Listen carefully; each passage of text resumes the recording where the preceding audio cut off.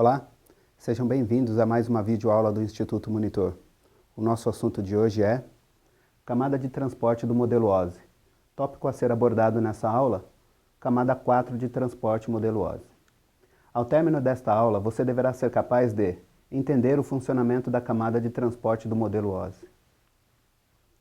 Bom, a camada 4 de transporte do modelo OSI, a camada 4, na verdade, ela existe tanto de transporte, ela existe tanto no modelo OSI quanto no modelo TCP/IP. Em ambos os casos, essa camada é responsável pela confiabilidade entre a comunicação entre dois computadores, entre dois hosts, entre dois pontos. Ou seja, é ela que garante que os dados fragmentados chegarão sem erros e na ordem correta no seu destino. Como isso funciona? É na camada de transporte que nós temos dois dos principais protocolos que funcionam numa rede, que funcionam nas nossas máquinas. O protocolo TCP e também o protocolo UDP.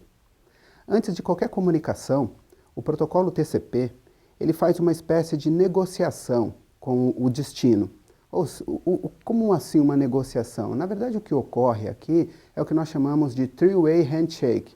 Para alguns, para outros, handshake triplo, e o mais fácil de todos os termos, um aperto de mão triplo. Esse aperto de mão ocorre no início da comunicação entre os dois hosts, entre os dois equipamentos. Consiste em o host A fala com o host B e nesse momento eles negociam como é que o diálogo acontecerá. Tá? Por que isso ocorre? Isso ocorre inclusive porque você tem equipamentos diferentes, muitas vezes versões de aplicação diferentes, você tem velocidades de transmissão diferentes, enfim, é nesse momento em que eles combinam inclusive o tamanho da janela de comunicação, o tamanho da janela de comunicação, isso mesmo. Tá?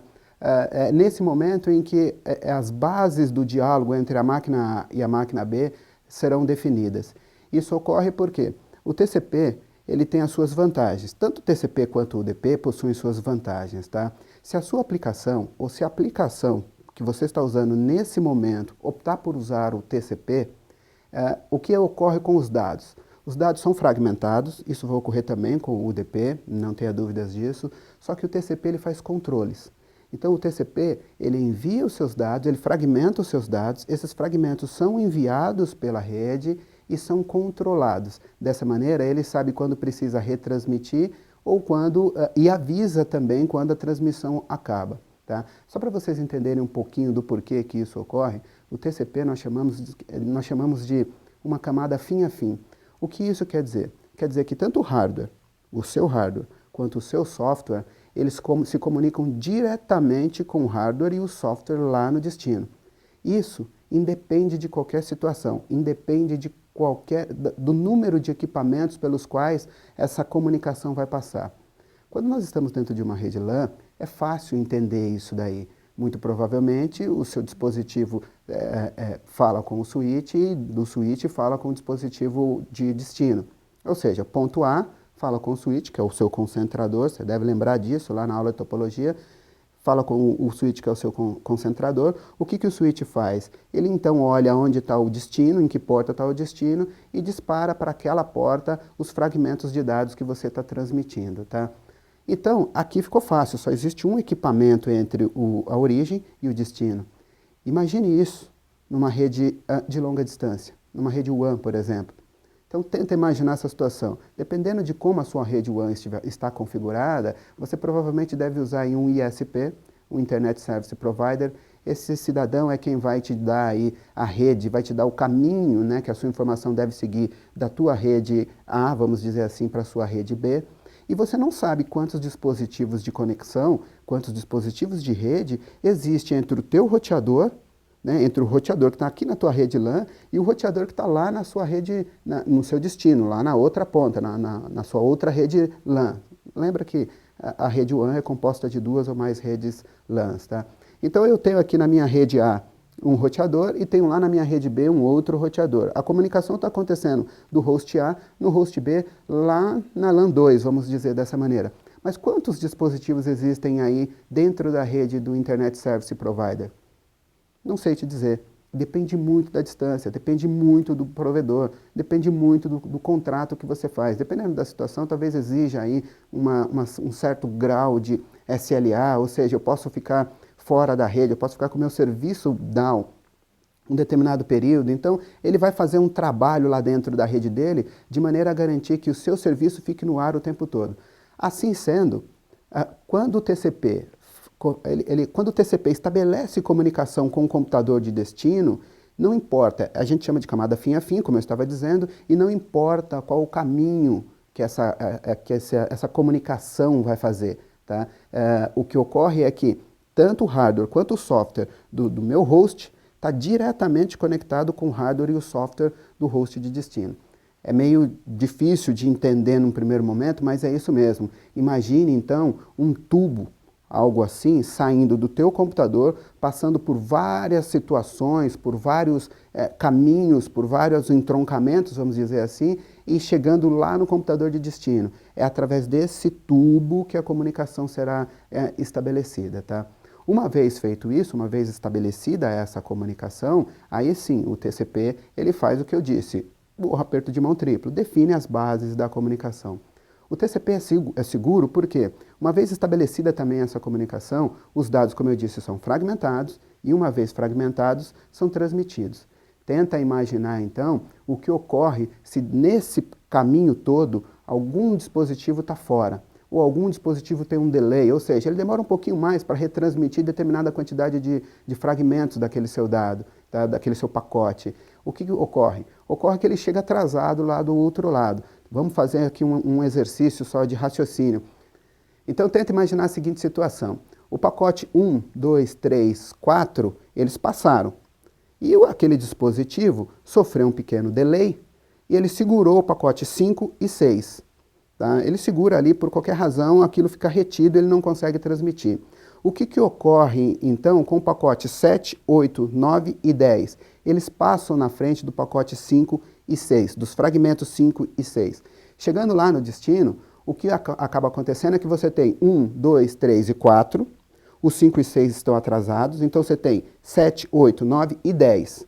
E agora chegaram 5 e 6. Ou seja, houve uma inversão aí na chegada dos fragmentos. Eles saíram na ordem certa, mas lá na hora de chegar, por conta de um pequeno atraso em um dos dispositivos de conexão, eles chegaram na ordem errada. O TCP, então, ele ordena isso novamente e entrega esses pacotes para que a informação seja restaurada. Se por algum acaso o pacote 5, os fragmentos 5 e 6 se perdessem, lá no destino, ao chegarem 1, 2, 3, 4, 7, 8, 9 e 10, o TCP ele percebe então que faltam 2 fragmentos e envia um comunicado lá, envia uma notificação lá para a origem dizendo, olha, eu recebi 8 dos 10 pacotes que você me enviou, retransmita os 5 e os 6 e assim ele garante o controle do pacote, o controle da comunicação. Por isso que o TCP ele é mais seguro.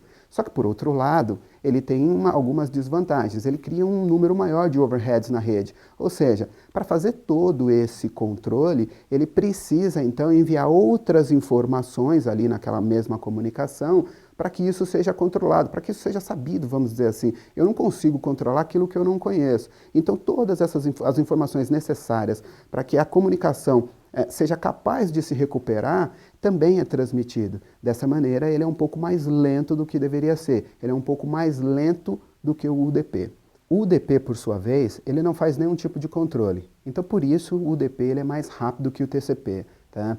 Existem vantagens e desvantagens para qualquer um dos dois protocolos. Como eu havia dito, o TCP controla melhor a conexão, controla melhor esse envio de dados, então ele é mais seguro. Só que esse controle exige um número maior de comunicação entre o ponto A e o ponto B. Nós chamamos isso de overheads, tá? Então, exige um número maior de overheads ali nessa comunicação. Por isso, ele é um pouco mais lento.